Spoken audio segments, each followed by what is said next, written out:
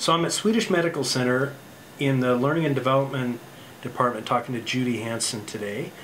And really excited to be here, Judy. Thanks for allowing us to come in and invade your guys' space. And you're welcome, my pleasure. Learn a little bit about what you're doing here. I've been talking to Mark Chrisman a little bit on the phone and via Twitter and whatever we do, and I'm kind of excited to hear about some of the things you guys are doing. Can you tell me a little bit about your organization and what the goals are and where what kind of great things you're starting to do? So as far as the Learning and Organizational Development Department goes, we are responsible for annual education, which is a regulatory requirement for all employees. And we chose to go electronic, you know, at least to have what we thought was e-learning about 5 years ago. And it's a page turner, is what it is. Yeah. And what we're doing, because we've got 10,000 employees who have to go through this, Mark is helping us change it into more of a story that people walk through, much more engaging. And this is content that people are supposed to have every year and know. So that's exciting. The other thing we're responsible for is leadership development. And so we have leadership programs which cover strategy, talent management, execution, personal proficiency. Some of what people need to know has to be face-to-face in a workshop setting where you practice what we call soft skills. Right. But there's a lot that can be done out of the classroom. And as healthcare reform comes and reimbursement is declining, we cannot afford to take people away from their full-time job to sit in a workshop as much. Their core responsibilities. Exactly, exactly. Yeah.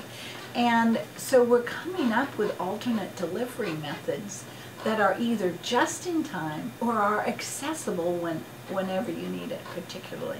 So we just launched a physician leadership development program, and this is a group of high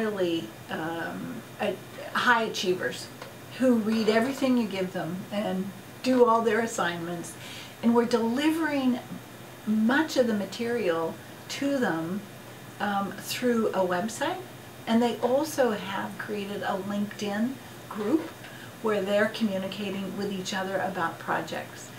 So a lot of learning is happening outside of a classroom, which, if you think about yourself, you love having a conversation with a friend who gives you a tip just in time. And it's a bit of information that sticks with you as opposed to a fire hose, if you will. And with social learning, informal learning, and having it in a mobile environment, it just makes so much sense. Yeah. It matches how we learn, right? I mean, as learning and development people, we talk about that all the time, but it's really it's been harder to implement until some of the tools that we have today, such as mobile, kind of made it a lot more possible. Well, the other thing is, honestly, in this environment, is, oh gosh, it must be 8 years ago now, we had to teach basic computer skills to some of our workforce. But everyone has a computer now, particularly in the Northwest. So to use a computer for learning is not as foreign or as impossible as it was at one time. Yeah. But the other thing we created, we are opening up we didn't create it, but our team created it. I didn't create it, but our team created it. We have just opened we are in the process of opening a new hospital. And everyone on the new campus needed to know where things were. So an e-tour was created that combined both pictures of locations as well as videos of certain departments with an explanation of what they were. And you were also able to, and I did, go to the QR code, download a map of the department, and I've got it on my iPhone now. floor by floor. It's fabulous. Yeah. Because I do have a physician that I go to out there, and I can just go through on my iPhone and remember where he is. So, I mean, there's so many creative possibilities. It's very exciting. Yeah. Yeah, I think, embracing technologies as they evolve is a responsibility of a learning development professional. We need to kind of be cognizant of what's happening. And in some cases, like in the case of computers and mobile, everybody's using them every day, right? I don't know anybody. I don't know if I can think of one person that doesn't have a mobile phone of some sort, right? We've almost become dependent on them, right? So why not embrace that? And I think that brings up a lot of opportunities for an organization. The other technology that, I don't know if you've seen it, but you can use your mobile phone for voting in a program. Yeah. And that's just another way to get people to interact. Even in the classroom, right? Exactly. So Exactly. Taking polls and things like that. Yeah. And people, that's that engagement, that's that interactivity, getting them, waking them up. That's right. That's right. Asking them to participate in class, and it's non-intrusive in some way. People maybe they're socially shy, right? They're not going to run up in front of the class and get involved necessarily, but will they pick up their mobile device and interact? Yeah, it's safe, right? Because we do it all the time. Absolutely, absolutely. The other thing I've participated in, we haven't done it yet, but is to have the Twitter feed going during an in-person session. And I actually found that fascinating. Because you could see people were basically taking notes on what was going on. It's also feedback, which is great. Yeah. So we haven't incorporated that yet, but I have experienced it twice, and it's worth looking at. It's great. There's a lot of that at the conferences. Is there? Yeah. Okay.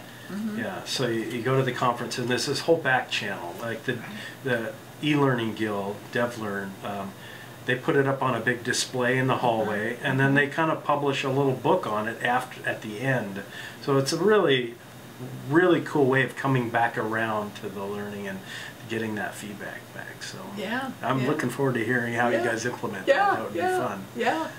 So, well, we tried to do it with the physicians, but it was just too much. Too much. So we might try it later. With some other folks. So what other kinds of ideas have you been thinking about and looking kind of down the road? What's the vision for this department? The vision is really to do a lot more blended learning than we have. And it's a great thing to talk about it, because blended learning has been around for a long time. But we want to blend more than just classroom and reading something out of the classroom. Or going to an e-learning module that was produced by somebody. It's not interactive enough. I think it's not, it doesn't hang together, I think. Sticky? Not sticky. It's not sticky, thank you. So I really think with so much information now, we need a lot more just-in-time access to the information you need. It's interesting you bring that up. This conversation's been really hot lately, and that is the whole performance support question, the just-in-time versus learning. And there's been I sense this fear in some learning and development folks that that's kind of not their job, or that it's not their responsibility, or maybe they're going to lose their job because of if they embrace that. But there's plenty for us to do face-to-face. Yeah. There's plenty of us, plenty. Plus, there's a ton of creativity required to deliver something in another fashion besides the same old, same old.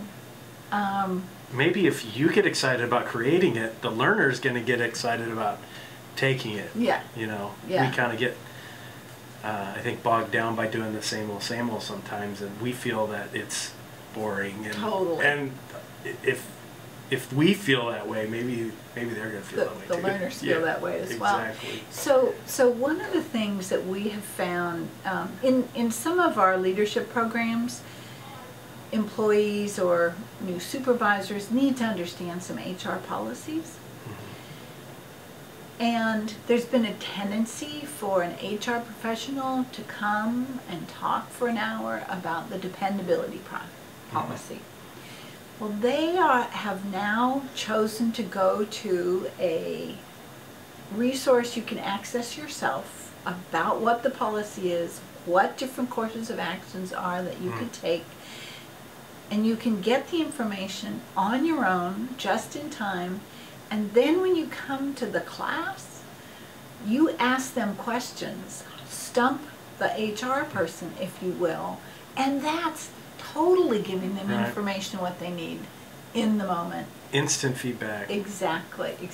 So Judy, thank you very much for talking with me. I hope we get to talk more in the future. I really enjoyed the conversation. Thank you so much for asking.